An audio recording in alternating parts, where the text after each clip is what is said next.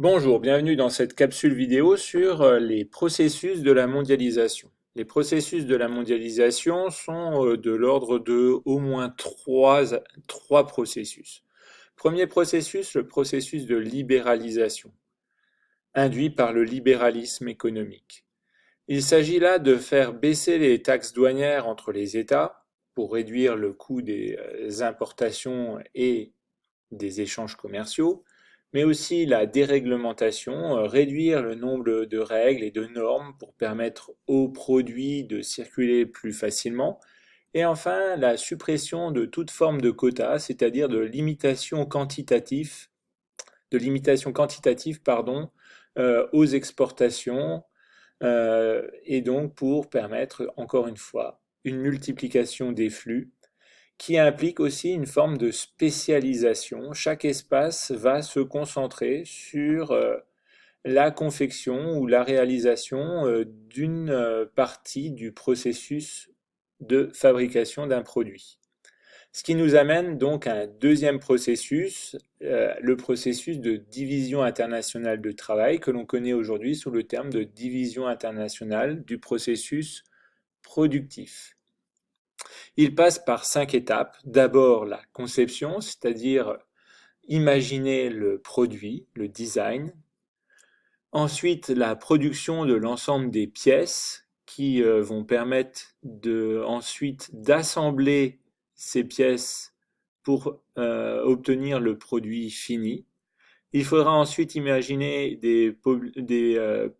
une campagne publicitaire, ça relève du marketing, c'est la quatrième étape du processus productif. Et enfin, assurer la distribution, la commercialisation du produit.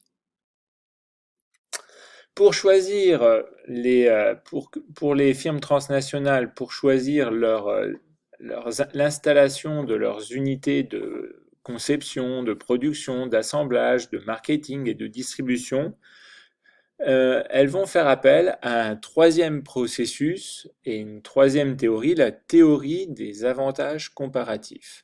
C'est-à-dire que les firmes transnationales vont comparer les différents espaces, les différents États, et vont faire une sorte de comparaison de certains avantages pour décider de l'installation de leurs unités de production et de leurs filiales.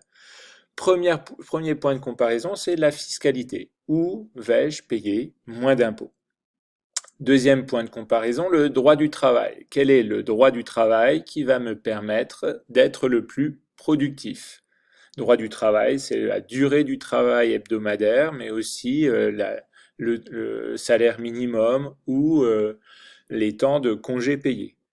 Troisième avantage ou troisième point de comparaison, le coût de la main-d'œuvre. Le coût de la main-d'œuvre est déterminé à la fois par le salaire, c'est-à-dire s'il y a un salaire minimum ou pas, mais aussi par toutes les taxes et cotisations sociales qui peuvent affecter le coût de la main-d'œuvre.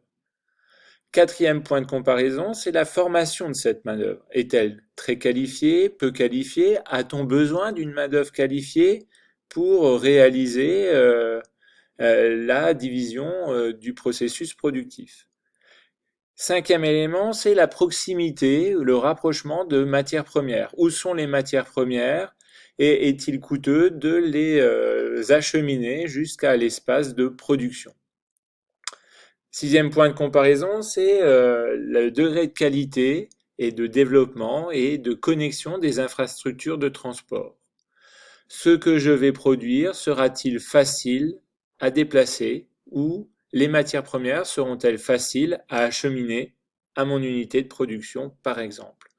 Dernier avantage comparatif, ce sont les foyers de consommation.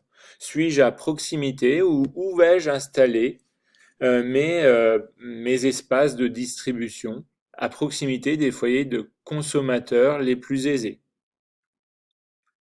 Voilà, voilà récapitulé trois processus de la mondialisation: la libéralisation, la division internationale du processus productif et le processus des investissements directs à l'étranger par les firmes transnationales par le biais des avantages comparatifs.